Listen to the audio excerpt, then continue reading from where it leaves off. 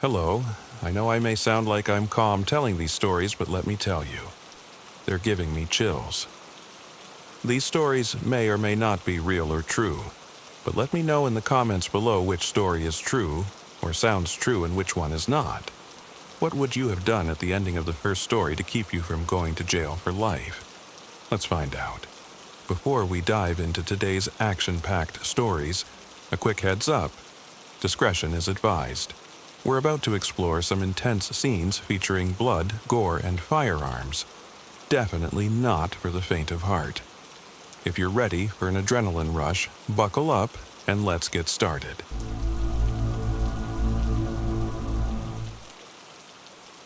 It was supposed to be a quiet weekend. A few days alone in the cabin to clear my head, surrounded by nothing but snow-covered trees and silence. The weather reports had warned of heavy snowfall, but I wasn't worried.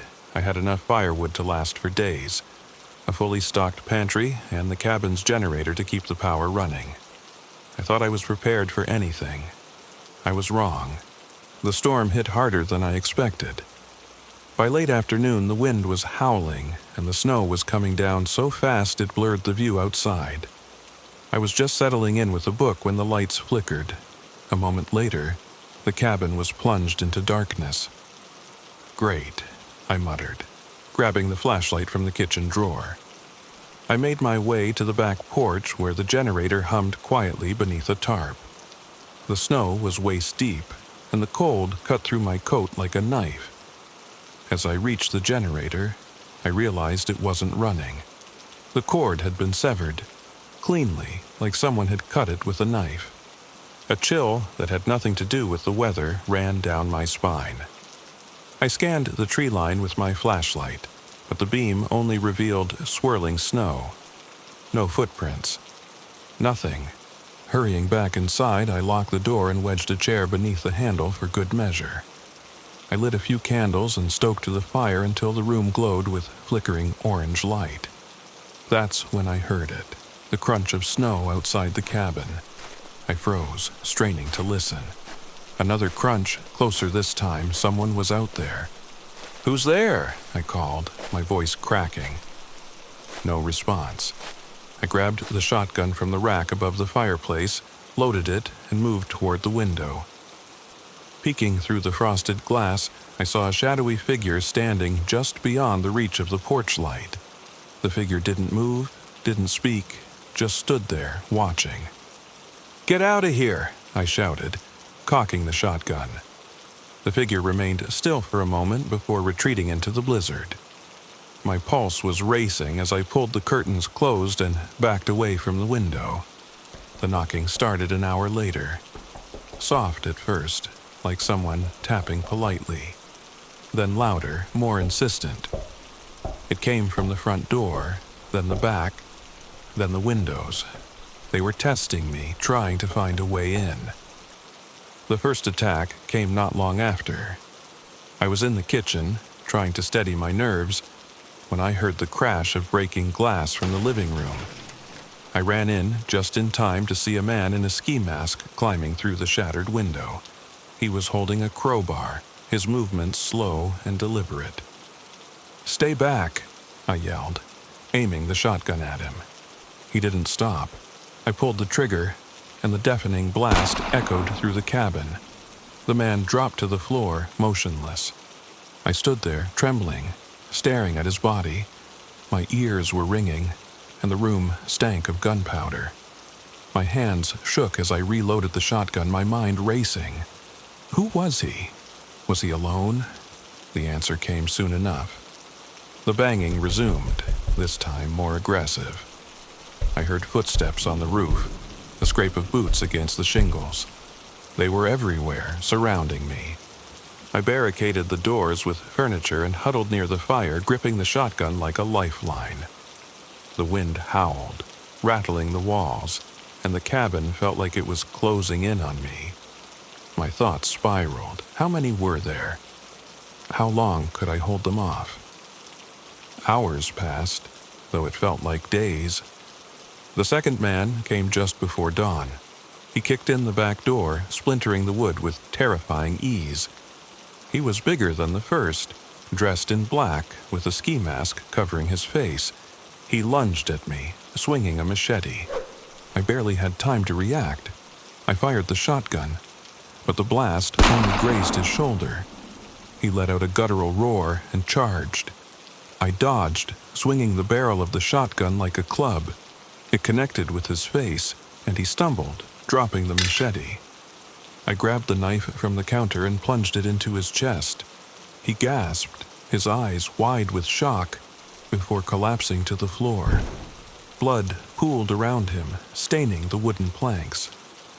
I was panting, my chest heaving as I looked down at him. My hands were slick with blood, my own and his.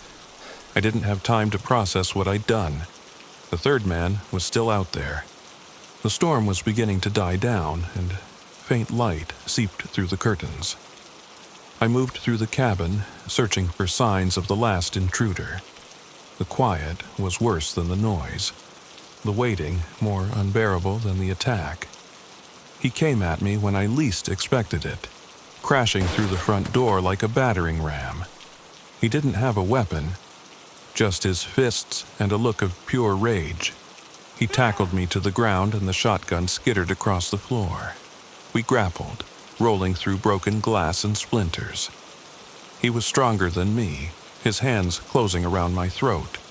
I was suffocating, my vision tunneling, when my hand found a shard of glass. I swung it wildly, slashing at his neck. He recoiled, blood spurting from the wound, and I pushed him off me. He staggered, clutching his throat before collapsing in a heap. I sat in the cabin's eerie silence, the morning light casting long shadows across the floor.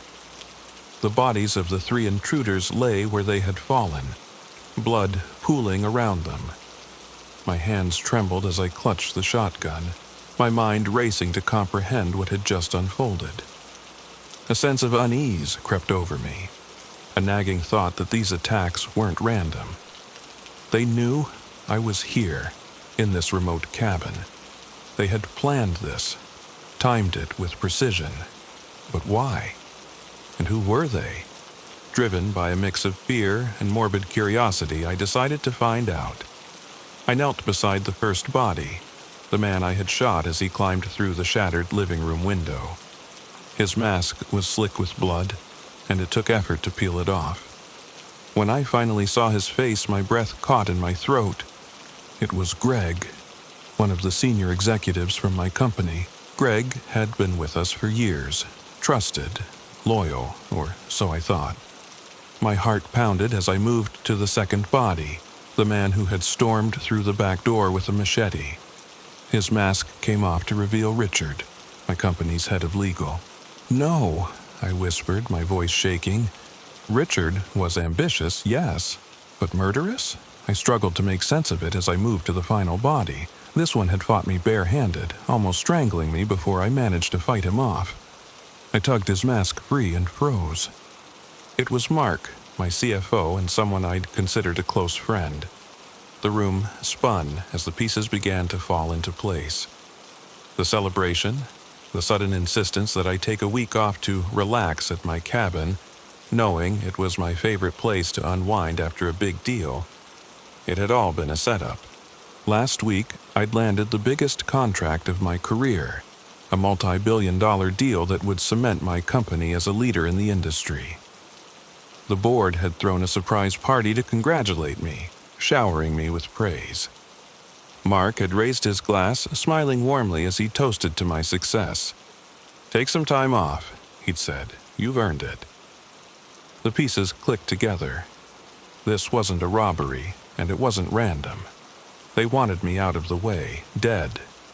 With me gone, they could take control of the company, profit from my hard work, and seize the deal that I had fought tooth and nail to secure. I stared at their lifeless faces, a mix of rage and betrayal surging through me. These were people I'd trusted, people I'd built my empire with, and they had conspired to kill me in the one place I thought I was safest. As the blizzard finally cleared, I prepared to leave the cabin. I had to make my way to the nearest town and alert the authorities. But more than that, I needed to protect my company, I wasn't going to let their greed tarnish what I'd built. When I finally reached the road and flagged down a passing snowplow, the driver stared at me in shock. I was covered in blood, shivering, and clutching the shotgun like a lifeline. "You okay?" he asked, his voice cautious. I nodded slowly, my face hardening. "Yeah," I said, "but I've got some unfinished business to handle." As I climbed into the truck, I made a silent vow. The board, the company, the public, they would all know the truth about Greg, Richard, and Mark. Their betrayal would be their downfall. I survived their plan. Now I would destroy their legacy.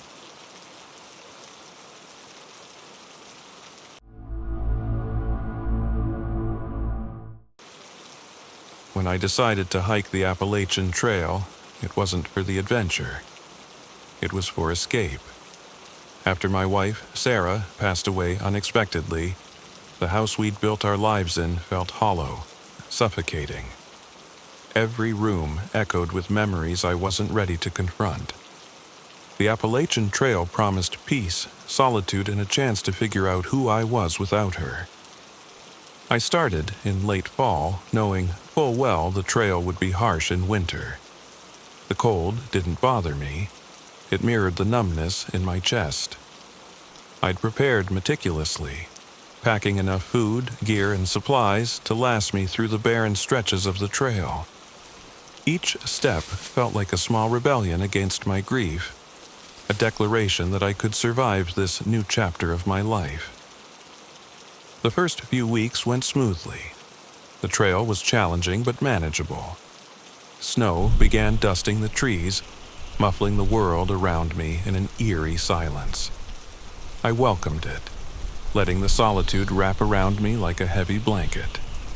But by the fourth week, something changed. I'd been hiking through a dense forest when the snow started falling harder, obscuring the trail markers. It wasn't long before I realized I'd veered off course. My GPS struggled in the storm, and my paper map offered little help without clear landmarks. I figured I'd camp for the night and retrace my steps in the morning. That was the first mistake. I set up my tent in a small clearing, the snow piling up fast around me. The world was eerily quiet, except for the occasional creak of trees under the weight of ice. I crawled into my sleeping bag, letting the exhaustion of the day lull me to sleep. I woke up to a sound that didn't belong. Footsteps. Slow, deliberate, crunching through the snow just outside my tent. I froze, my breath catching in my throat. My hand instinctively reached for the hunting knife I kept near me. I strained to hear, but the footsteps stopped. I told myself it was probably an animal, maybe a deer. But as the minutes stretched into an hour, sleep refused to return. The next morning, the footprints around my tent confirmed it wasn't just my imagination. Someone, or something, had been there. I checked my gear and found my small cooking pot and part of my food supply missing. I wasn't just lost now, I was being watched. I tried to convince myself it was just another hiker, someone desperate enough to steal from a stranger. But as the days went on, the signs of intrusion became more deliberate. Every night I heard those footsteps circling my camp. One morning I woke to find my spare jacket gone, another my compass. I stopped sleeping properly, jerking awake at every sound. The nights were the worst. I'd lie there in my tent, clutching my knife, listening to the soft crunch of snow that always seemed to stop just when I thought I'd muster the courage to confront whoever or whatever was out there. I stopped making campfires, worried the light was drawing them closer. Without the fire, the nights were colder, darker. My mind played tricks on me, shadows shifting in the periphery of my vision, whispers carried on the wind that I couldn't quite make out. By the end of the 5th week, I was desperate. I hadn't seen another soul in days. My food supply was dwindling and my water filter had been taken in the latest theft. My throat burned from drinking melted snow, and I felt the first signs of frostbite creeping into my fingers and toes. I tried to stay rational, to focus on finding my way back to the trail, but the feeling of being hunted gnawed at me. Every time I stopped to rest, I'd catch a glimpse of movement in the distance, just a flicker of shadow against the stark white of the snow. Always too far to confirm, but close enough to keep my nerves raw. One night, I decided I couldn't take it anymore. I set a trap. I found a clearing and built a fire, something I hadn't done in weeks. I spread my remaining food out near the flames, then hid in the shadows with my knife, waiting. Hours passed. The fire burned low, the embers casting faint red light across the snow. My breath fogged the air as I clutched the knife, my fingers stiff and aching from the cold. Then I heard it, the crunch of footsteps, slow and deliberate. My heart raced as I strained to see through the darkness. A figure emerged from the trees, draped in layers of tattered clothing, their face obscured by a hood. They moved with unsettling calm, their steps measured as they approached the fire. I held my breath, my grip tightening on the knife. The figure knelt by the food, their gloved hands reaching out. This was it, my chance. I sprang forward, the knife slashing through the air. The figure moved faster than I expected, twisting out of the way. They grabbed a branch from the fire, the glowing end swinging toward me like a weapon.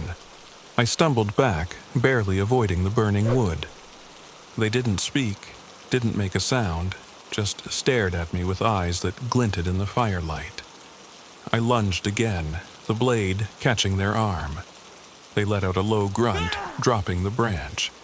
But before I could press the attack, they disappeared into the trees, their dark silhouettes swallowed by the night.